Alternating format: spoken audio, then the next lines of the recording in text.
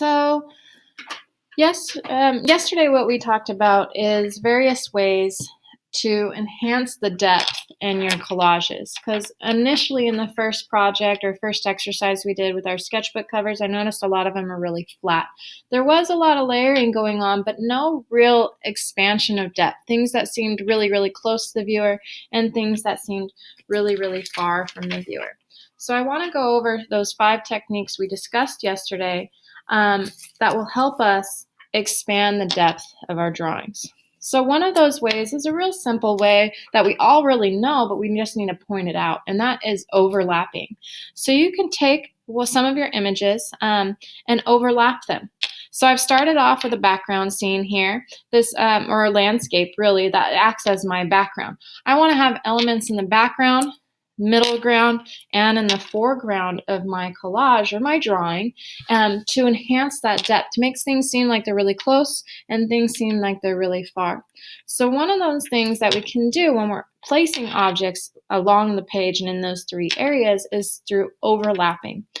Overlapping is simply placing one object on top of another. So if I take this girl, I can place her right over the top or overlap her in front of this fisherman right here. And so it makes her feel like she is closer to us than he is, just by placing her a little bit over the top. Another thing that we can do is we can vary the size. Things get smaller as they go into the background. Okay, so he's essentially smaller than she is, even without her half of her legs here. But even if I place her here and I'm not overlapping her, she still feels like she is in front of him because she's a little bit bigger. But to enhance this a little bit more, maybe I exaggerate the size and even more so. So if I place him in the composition, it feels as if though he is even closer to us than he is because his size is so exaggerated. So as things are closer to us, things appear bigger. As they move further away, they appear smaller. Are they really smaller? No, not necessarily. They just appear to be smaller. This person, if I put him back there, doesn't mean he's shrunk as he's gotten further away. It just means he's further, so he just appears smaller. It's like being in an airplane, and now the houses appear really, really, really teeny tiny, but they're not really. We know that they're still pretty large, 2,000 square foot houses or whatever. So I can add size. In my drawings, I can do overlapping in my drawings to enhance the depth. So these are both ways that I can use. And they're not just one or the other. You might utilize multiples of these to enhance the depth. So I could use this guy, he's a little bit bigger, and I can put him over the top of this guy, okay? Just to enhance that depth even more so. So we have overlapping and we have size variety. Another thing is color. You can utilize color to enhance the depth of your drawings as well. We have here a neutral background, and when you place a bright color on a neutral background, like this black and white image, or maybe we're using some brown undertones, if I put this bright color on top of here, she appears to be popping forward than him. She appears to be closer. Even if I put her at the same height, as him on the page, she still appears to be closer. I can enhance that depth by overlapping her. So if I place her and put her over the top of him, now it's just enhanced that depth even more because I'm mixing together 2 of those techniques or 2 of those methods to enhance the depth. Then what I can do, that's just one way. So I've enhanced it by using color. I could also add this and enhance it even more by adding size variety in there. She is smaller than he is, so that's going against the rule a little bit, but she still appears to be closer because of the idea of color. Now, another way is to think about value. So I have these gray pieces of paper. They're of different values from, black to like a light. Value is the difference or the range of whites to blacks. So I have a variety of different grays. Which one appears to be closer? The black one, right?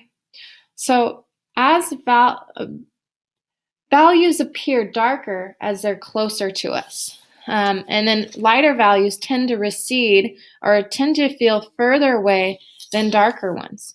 So one of the best ways that you can see this being used in real life in nature is when you're looking at mountain ranges.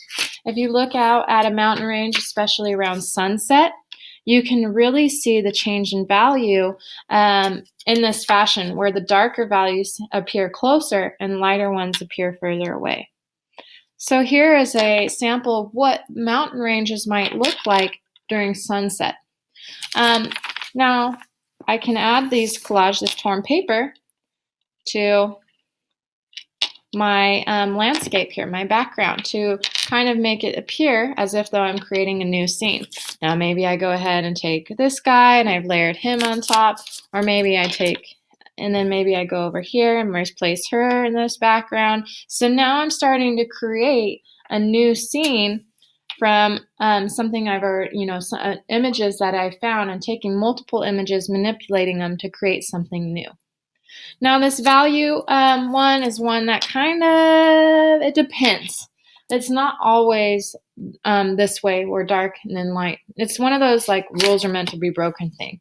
Like if we look at this landscape here, you can see that the darkest values are in the background in this forest. It's darker here and it's lighter in the front. But generally, depending on the lighting, darker values tend to feel closer, lighter values tend to feel further away. So the last one that we have to talk about, perhaps, is position. When you position things higher on the page, they tend to feel further away.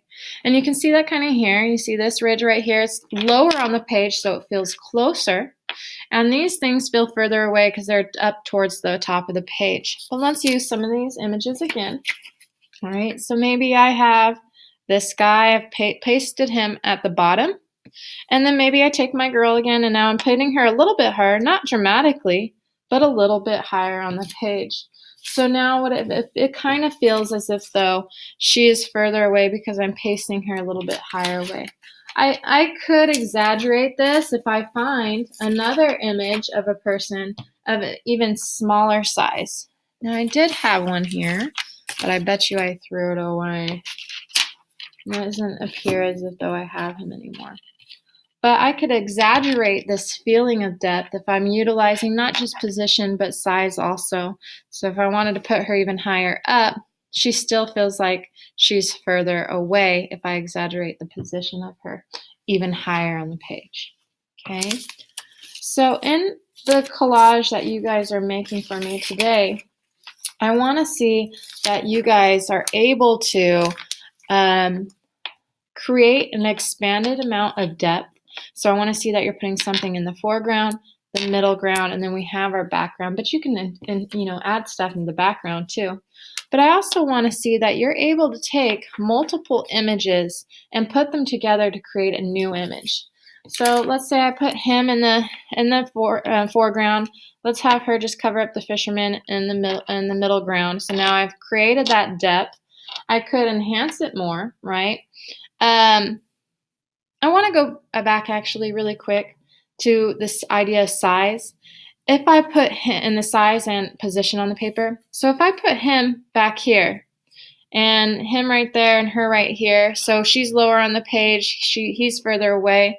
He does kind of feel further away, but because he's so exaggerated in size, it doesn't really feel realistic right now because it doesn't feel like real depth. He doesn't necessarily feel further away unless he's a giant, right? And he's coming out of that forest and he's like, "Rawr," and he's about to eat her.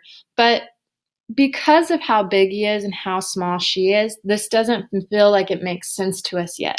So that's another reason why you want to utilize multiple different methods to help enhance and create a convincing sense of depth. Anyway, back to where I was. In this next collage, you want to expand your depth, putting things in the foreground, middle ground, and then you have your background. But also what I want to see is that you're able to take multiple images and put them together to create a new image. So So I have this pair of legs that I had found, and I have this box monster thing, and I'm going to go ahead and put them together, and I've created a new, even crazier box monster. But maybe what I want to do is I want to position him a little bit closer to him and make him eat his elbow, right? Because I want to take multiple images together to create a new story. So that's why he's screaming out, as this guy is eating his elbow.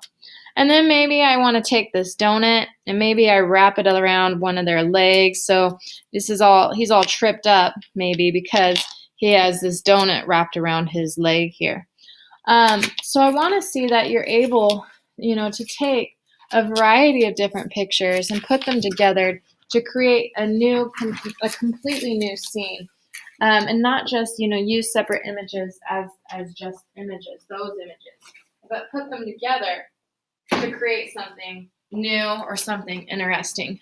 So like maybe now I come up with this monster and he's just being attacked by everybody. This alligator's coming in, he's chomping on his leg right here.